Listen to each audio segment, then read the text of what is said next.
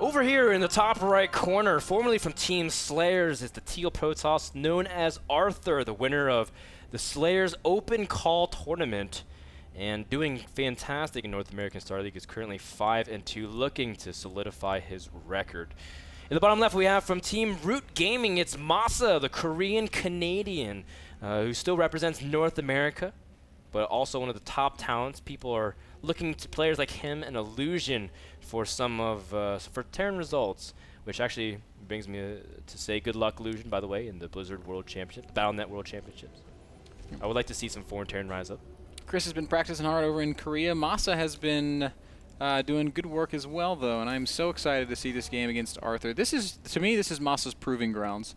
A win here that just catapults him to, in my opinion, the top of the foreign Terran or the North American Terran ladder, right? It's Masa, it's Major, it's Illusion.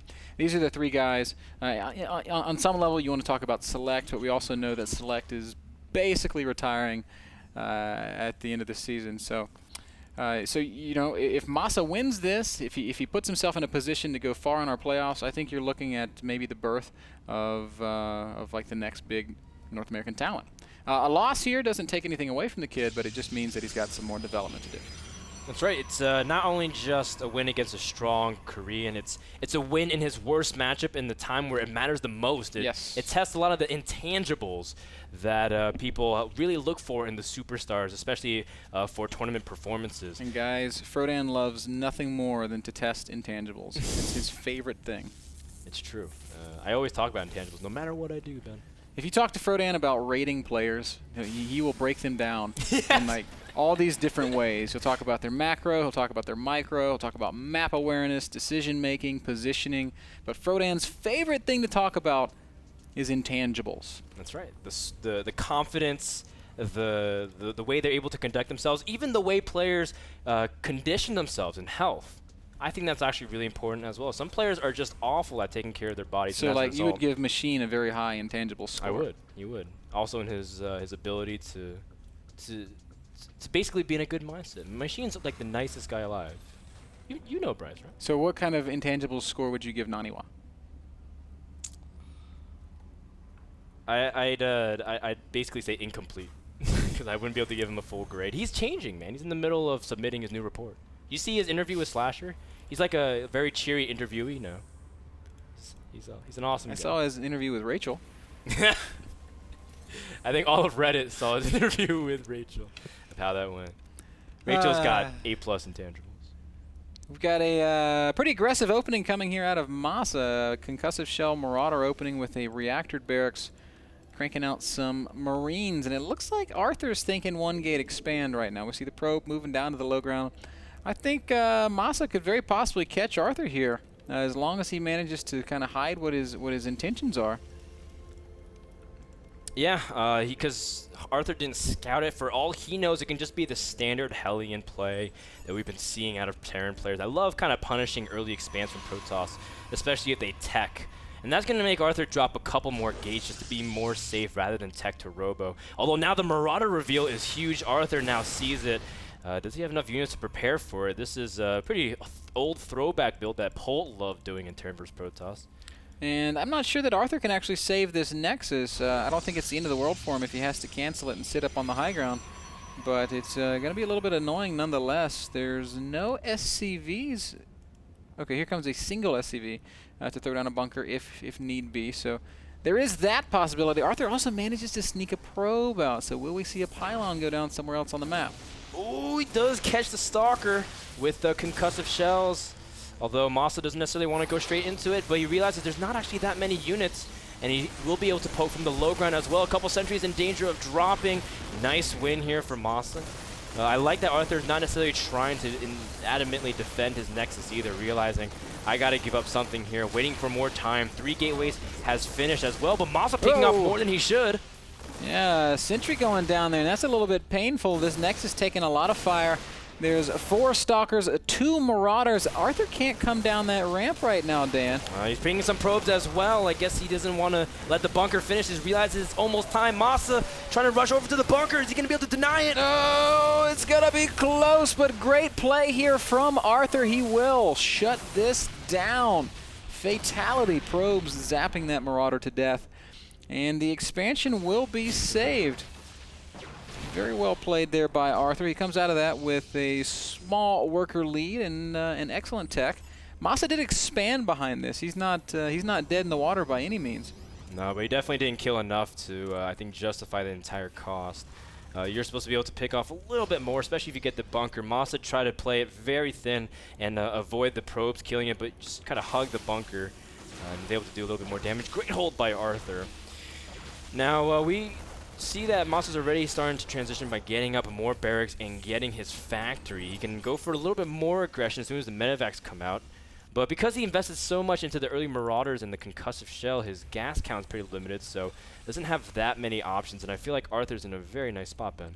Arthur's actually starting to get aggressive. He's pushing across the map with some sentries. We can see him warping in on Masa's side of the map off of a pylon he made with that initial probe that he sent out. So we might be seeing... Well, he's only got 3 gates, so I don't think we're going to see a major commitment here. He might just try a poke, and upon which he's going to see, all right, let's not get too crazy. No. Well, one stalker poked a little bit too far. Arthur just setting up like the lightest contain you could possibly. Okay, not even really contain. He's just leaving. But he's forcing some SVs off, just making Masa maybe think that he's going to go for some kind of counter 6 gate. But instead, really, we know what's going up. We see double forge coming out from Arthur as he's going to go for some very heavy upgrades, which is really strong on a map like Entombed Valley, especially if you go for like Twilight Tech and go for a fast third Nexus. That kind of style is very strong. Masa doing a great job scouting and recognizing exactly what he's playing against. Sent out a Marine immediately and saw that Arthur had pulled back. And Masa's reaction is to start a 3rd command center. That's so bold. Yeah. I like it so much. We can see in Arthur's main base that he is choosing to sit back, go double forge. He's going to try to play the macro game from this position. And we're looking at an even-ish game. It's 37 SCVs to 53 probes. Arthur did a great job chrono boosting probes out and taking a worker lead. Yeah, and that's pretty much the kind of comfort you need, especially if you're going to squeeze out so many units. As you see, mass gateways as well as a Twilight Council. The only question is, when is Arthur going to take a 3rd, or if he's going to take a 3rd at all, and try to see if he can pressure. But Masa has the initiative with these 2 medevacs, especially since Protoss still lacks mobility, Ben. It's going to be very tough for Arthur to defend multiple sides if Masa chooses it, but he's going to go for a mass stim and try to poke up the ramp. Very bodacious move, but Arthur should be more than fine. Wow. Those are really great force fields by Arthur. That could have gone terribly, but almost perfect force fielding there. Keeps the majority of Masa out of Arthur's face. And, oh, nice catch there. Masa spots the Observer. And we'll manage to pick that off and shut down the vision of Arthur at least a little bit. Good play on both sides of the map. 3rd base is down now. Well, finishing, I should say, for Masa. And so he is going to continue to build on this economy. And he's actually going to be taking an economic lead here. Slightly, until Arthur chooses to fend off. He doesn't feel safe because he doesn't know what's going on with Masa. In fact, his Observer got picked off. Nice drop position.